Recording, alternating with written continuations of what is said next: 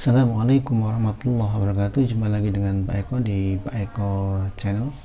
Salam bini muda, bini tua juga.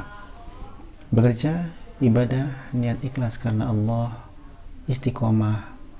Dan ini yang paling sulit, istiqomah. Tidaknya buat saya. Muda mulai dari sekarang, saat ini. Sedangkan tua, tunggu apa lagi? Juga mulai dari sekarang.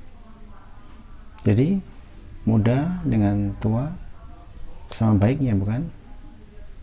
Tinggal Anda pilih yang mana. Baik, pada video kali ini saya akan membagikan tips bagaimana berkendara saat jalan tergenang air atau banjir, di mana kita tahu bahwa banjir itu pasti akan bermasalah buat kendaraan kita.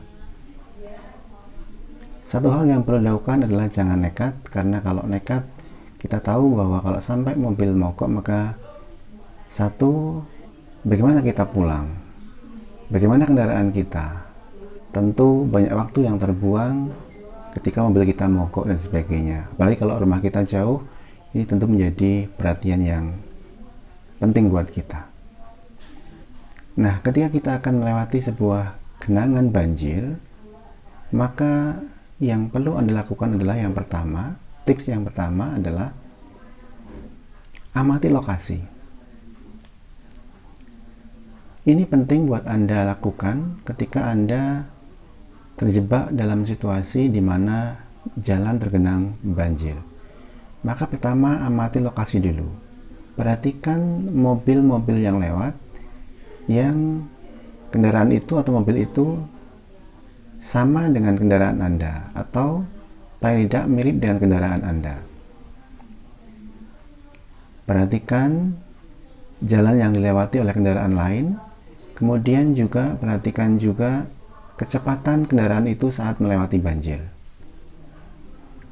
Ini nanti menjadi acuan buat Anda ketika Anda akan melewati genangan itu. Kemudian tip yang kedua adalah jangan memaksa. Jangan memaksa kendaraan Anda untuk melewati banjir itu ketika Anda tidak tahu persis berapa dalamnya genangan air. Apalagi kalau pada saat Anda lewat, Anda berpapasan dengan mobil-mobil yang jauh lebih besar. Maka usahakan kalaupun Anda mau melewat, maka usahakan Anda tidak berpapasan dengan mobil-mobil besar, karena gelombang air itu akan sangat berbahaya.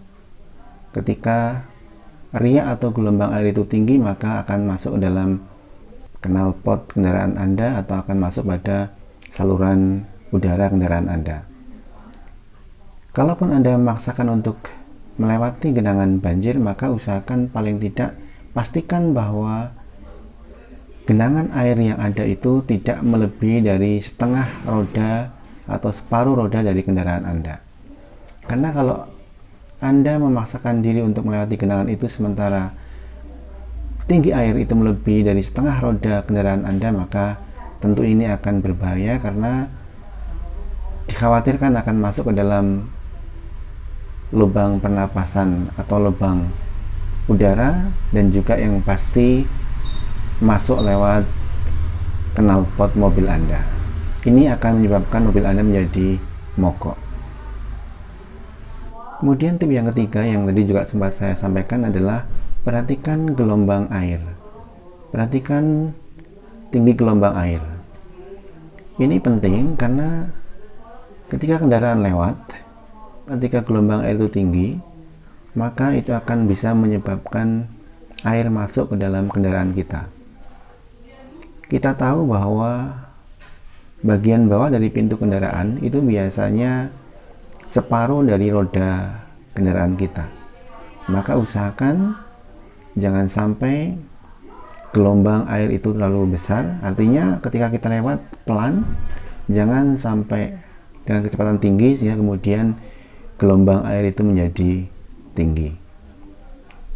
Apalagi untuk mobil-mobil yang, mohon maaf, mobil-mobil tua, itu biasanya tidak kedap terhadap air. Artinya bahwa pintunya barangkali sudah mungkin bisa kemasukan air, kecuali kalau mobil-mobil baru barangkali kedap air sehingga mungkin aman.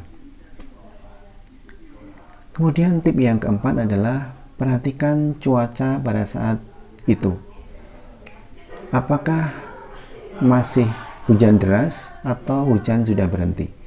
Kalau memang hujan masih deras dan genangan air itu dirasa cukup tinggi, ada baiknya Anda barangkali untuk beristirahat sejenak, mungkin cari tempat makan atau rumah makan atau tempat-tempat istirahat.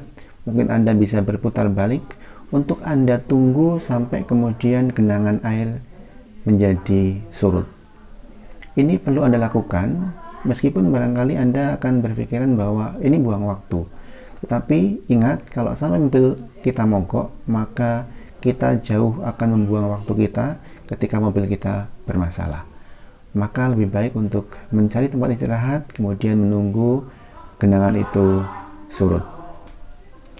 Kemudian tip yang kelima, kalau memang tidak memungkinkan kita untuk melewati genangan itu, maka alangkah baiknya kita mencari alternatif jalan lain untuk bisa sampai ke tujuan kita. Karena apa? Karena tadi kalau kita memaksakan diri, maka resikonya adalah satu, mobil kita mogok, dan ketika mobil kita mogok, maka waktu kita akan terbuang percuma. Dan tentu kita akan butuh waktu yang jauh lebih banyak ketika mobil kita mogok di genangan air. Itu tip dari saya ketika berkendara menghadapi atau menemukan jalan yang tergenang oleh banjir. Tonton terus videonya, jangan lupa subscribe, like, dan share.